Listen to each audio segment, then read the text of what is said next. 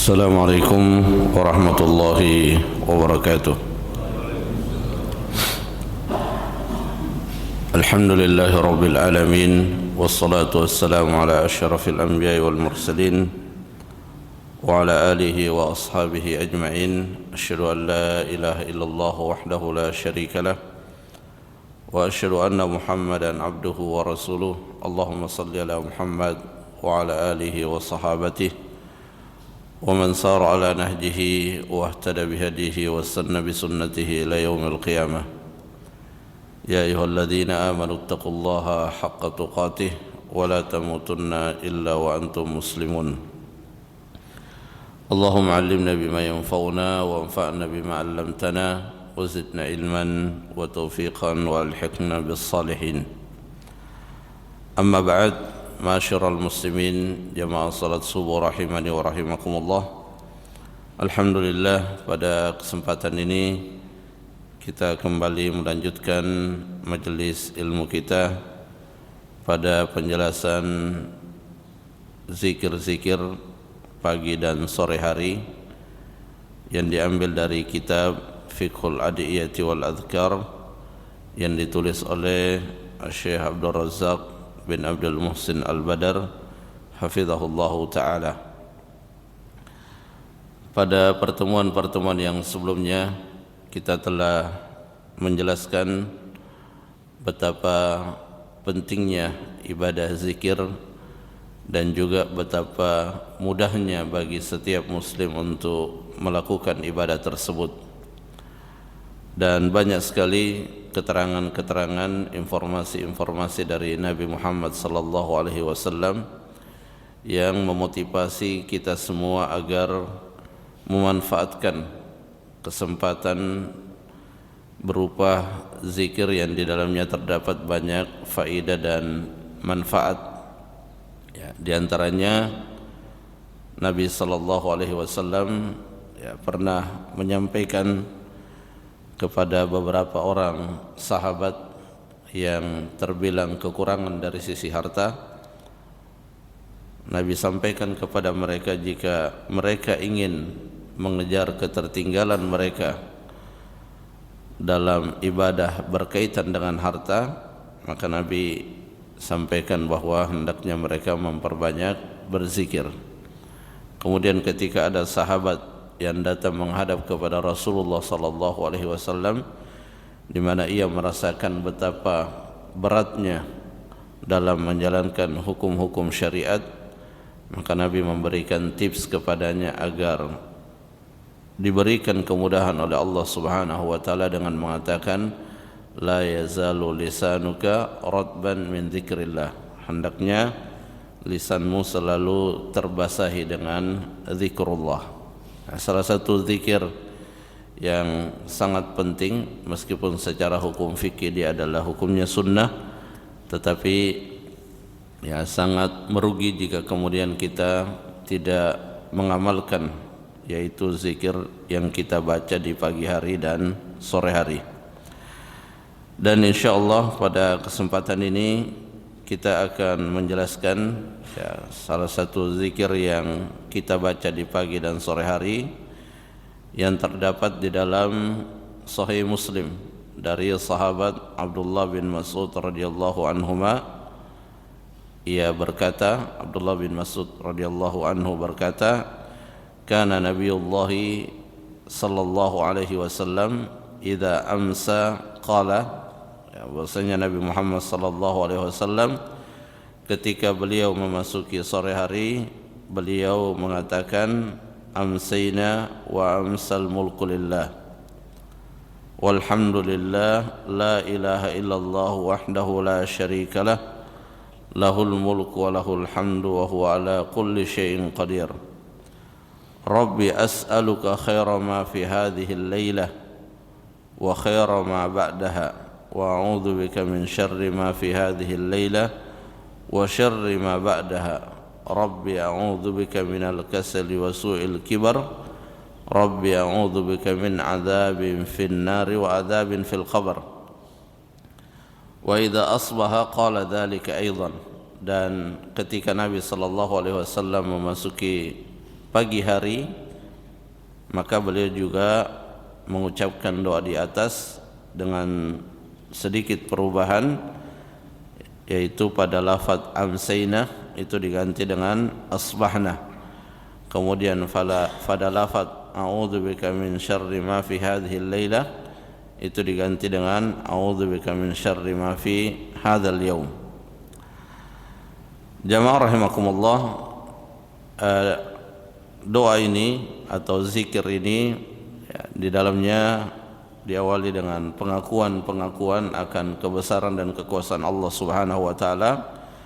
Lalu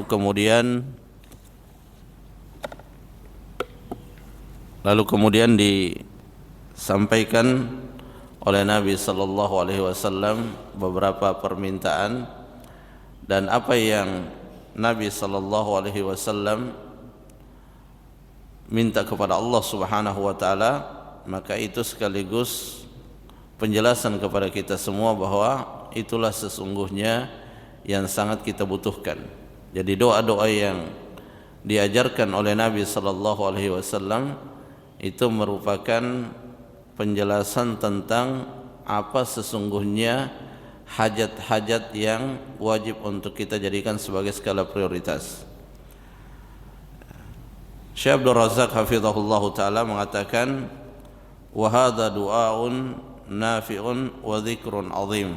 Ya, ini merupakan doa yang sangat bermanfaat dan merupakan zikir yang sangat agung. Wa wirdun mubarak, dan merupakan wirid yang penuh dengan keberkahan. Karena tentunya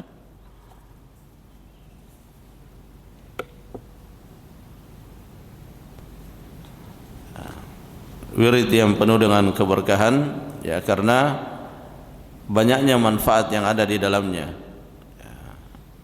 dan tentu hal ini sangat sayang kalau kemudian kita mengabaikannya. Yahsunu bil muslimi an yuhafidha alaihi kulla sabahin wa masa.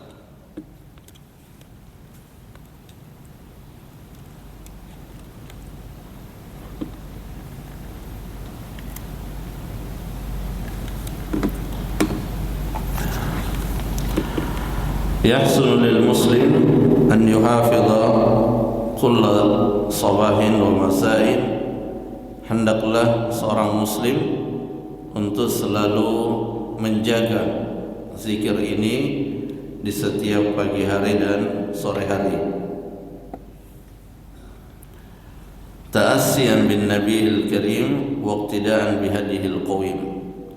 Dan setiap kita melakukan suatu ketaatan, maka hendaknya di antara niat baik yang melatar belakangi pelaksanaan ketaatan tersebut yaitu ta'assiyan bin nabiyil karim wa iqtidaan bihadihil qawim. Ya, tujuannya adalah agar kita menauladani, mencontoh Nabi sallallahu alaihi wasallam.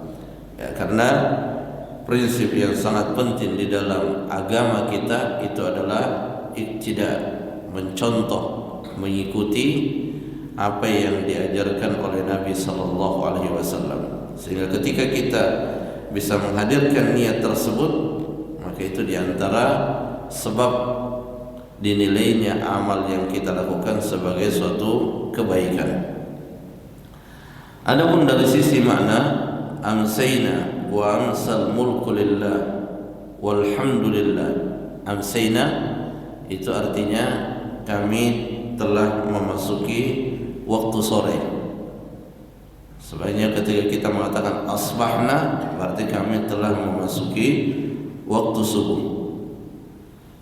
Dan di dua waktu tersebut kita selalu menyatakan pengakuan kita kepada Allah Subhanahu wa taala bahwa al-mulku lillah, kekuasaan itu adalah milik Allah Subhanahu wa taala. Dan karena Allah adalah penguasa, maka kita wajib untuk tunduk di bawah aturan-aturannya. Dan ini adalah pernyataan yang akan selalu merefresh ketaatan kita, kepatuhan kita kepada Allah Subhanahu wa taala. Baik itu ketaatan yang berkaitan dengan kehendak Allah yang bersifat kauniyah, di mana ketika Allah Subhanahu wa taala menetapkan suatu ketetapan yang tidak sesuai dengan harapan kita, maka ketika kita sadar bahwa seluruh bumi ini, langit dan bumi itu adalah di bawah kekuasaan Allah, maka itu akan menguatkan kita untuk bersabar. Demikian pula sebaliknya, hal-hal yang berkaitan dengan iradah syar'iyah, yang berkaitan dengan kehendak dan ketetapan Allah yang bersifat syar'iyah, ketika kita menyadari bahwa ini adalah milik Allah Subhanahu wa taala, maka juga akan menguatkan kita dan menyabarkan kita di dalam melaksanakan apa-apa yang diperintahkan oleh Allah Subhanahu wa taala. Ya, karena yang namanya perintah larangan itu tidak mungkin bisa kita tunaikan kecuali kita dikaruniai yang namanya kesabaran. Ya, sebagaimana juga musibah yang menimpa diri kita tidak mungkin kita sikapi dengan benar kecuali jika kita dibekali dengan kesabaran. Jadi al-mulku lillah, ya, itu adalah pernyataan yang mengingatkan kepada kita semua bahwa kita berada di bawah kekuasaan Allah dan kita wajib patuh dan tunduk terhadap aturan-aturan Allah, ketetapan Allah, baik yang bersifat kauniyah demikian pula yang bersifat syar'iyah. Kemudian walhamdulillah, dan segala pujian adalah milik Allah. Segala pujian adalah milik Allah, itu adalah pernyataan yang didasari oleh keyakinan kita akan kesempurnaan sifat-sifat Allah Subhanahu wa taala, di mana Allah Subhanahu wa taala memiliki sifat-sifat yang sangat terpuji, yang sempurna, dan ini mendorong kita untuk selalu mendekat kepada Allah Subhanahu wa taala, terutama di dalam mewujudkan hajat-hajat dan kebutuhan-kebutuhan kita. Alhamdulillah, dan ini selalu kita ucapkan, ya, di dalam salat kita selalu mengawali dengan alhamdulillah, ya, sebagai pengingat bagi kita semua bahwa sangat banyak kenikmatan yang Allah Subhanahu wa taala berikan kepada kita, dan ini diperintahkan oleh Allah kepada seluruh manusia. Artinya ketika seseorang berada dalam situasi yang sangat kesulitan, maka hendaknya dia juga mengingat bahwa kenikmatan yang Allah berikan kepada dia itu sangat banyak. Jadi selama kita masih diberikan oleh Allah kehidupan di muka bumi ini, maka sesungguhnya kita mendapatkan kenikmatan yang sangat banyak. Hanya saja manusia terkadang mudah lupa terhadap kenikmatan itu. Karenanya kita diingatkan melalui suratul Fatihah, ya, di mana kita memulainya dengan alhamdulillah. Kemudian kita diingatkan melalui beberapa zikir yang di dalamnya juga ada alhamdulillah. Ya. Dan tentunya ketika kita ingat banyaknya kenikmatan yang Allah berikan kepada kita, maka hal itu akan menjauhkan kita dari kufur nikmat. Kemudian pada lafaz yang berikutnya, amsayna wa ansal mulku lillah walhamdulillah la ilaha illallah wahdahu la syarika lah lahul mulku wa lahul hamdu wa huwa ala kulli syai'in qadir. Kemudian yang berikutnya pernyataan kita tentang tauhidullah, tentang mentauhidkan Allah Subhanahu wa taala, bahwa tidak ada sembahan yang benar disembah kecuali Allah, dan itu dikuatkan dengan la syarikalah, tidak ada sekutu baginya. Dan ini juga sesuatu yang sangat kita butuhkan untuk selalu kita tegaskan di dalam diri kita, agar selalu terbaharui semangat kita di dalam mentauhidkan Allah Subhanahu wa taala, dan juga memperbaharui tingkat kewaspadaan kita terhadap kesyirikan. Karena hal yang paling kita takutkan dan paling merugikan seorang yang telah mengucapkan dua kalimat syahadat itu ketika keimanannya tercampuri oleh kesyirikan. Dan ini butuh kewaspadaan yang tidak boleh terputus.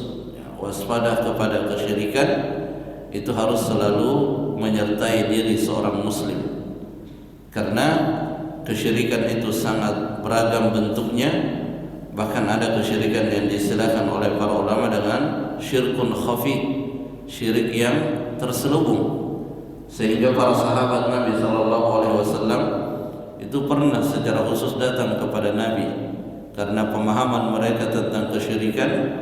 Mereka datang, bagaimana kita bisa selamat dari kesyirikan? Dan akhirnya mereka diajarkan doa oleh Nabi SAW, doa agar dijauhkan dari kesyirikan, diampuni dari kesyirikan yang mereka ketahui, dan diselamatkan dari kesyirikan yang mereka tidak ketahui. La ilaha illallah wahdahu la syarikalah, lahul mulku wa lahul hamdu wa huwa ala kulli syai'in qadir.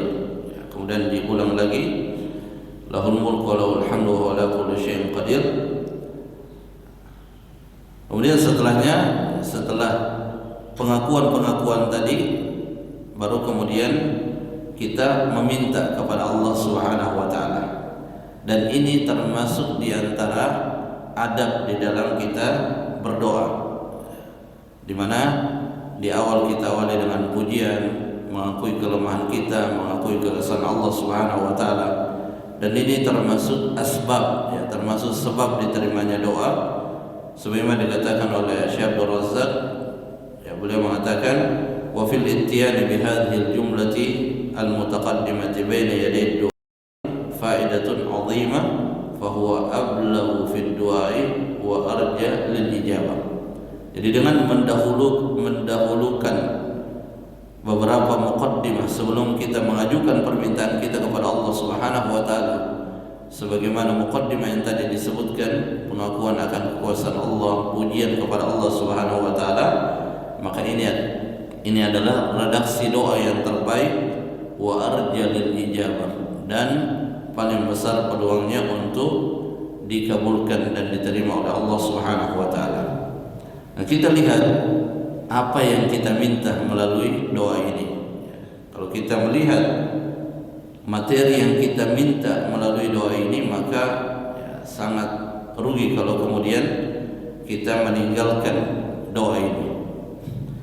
Rabbi as'aluka khaira hadhihi al-lailah wa khaira ma ba'daha. Rabbi, wahai Tuhanku, aku meminta kepada Engkau khaira hadhihi al-lailah, kebaikan pada malam hari ini, khaira ma aradtu wuqu'ahu fi hadhihi al-lailah lis-salihin min ibadika min al-kamalat adh-dhahira wal batinah. Jadi aku meminta kepada Engkau, ya Allah, apa yang Engkau inginkan terjadi berupa kebaikan-kebaikan.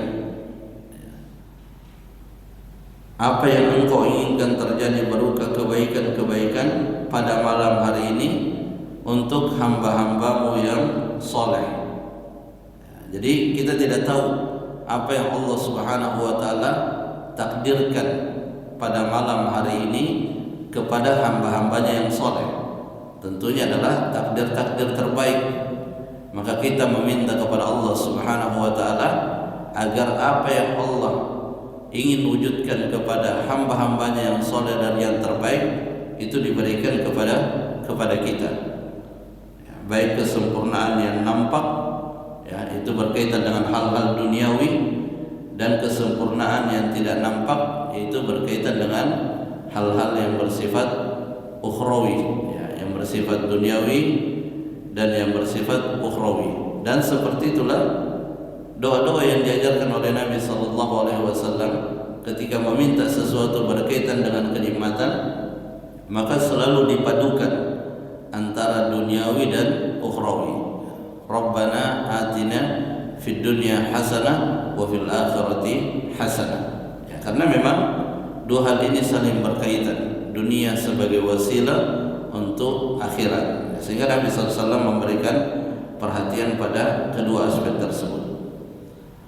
Rabbi as'aluka khaira ma fi hadhihi al-lailah wa khaira ma ba'daha. Dan juga sekaligus meminta untuk kebaikan setelahnya, setelah malam ini, minta kebaikan kepada Allah Subhanahu wa taala. Dan tadi sudah disebutkan bentuk kebaikannya adalah kebaikan yang Allah akan takdirkan kepada orang-orang soleh. Itu yang kita minta. Wa a'udzubika min syarri ma fi hadhihi al-lailah wa syarri ma ba'daha. Dan aku berlindung kepada Engkau min syarri ma aradta wuqu'ahu fiha min syururin zahirah aw batinah. Dan aku meminta kepada Engkau perlindungan dari keburukan yang Engkau akan wujudkan pada malam hari ini dan setelahnya. Artinya ketika ada sesuatu yang buruk terjadi, maka kita meminta kepada Allah terhindar, terjaga dari keburukan itu. Karena yang namanya kehendak Allah yang bersifat kauniyah itu tidak bisa dihindari, dia pasti terjadi. Maka ketika hal itu terjadi, maka tentunya kita mengharapkan perlindungan kepada Allah Subhanahu wa taala. Jadi dua permintaan ini sangat lengkap dan mencakup apa yang kita butuhkan pada hari itu. Rabbi as'aluka khairan ma fi hadhihi al-lailah.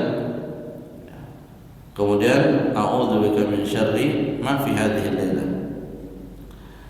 Kemudian yang berikutnya, Rabbi a'udzubika minal kasali wa su'il kibar.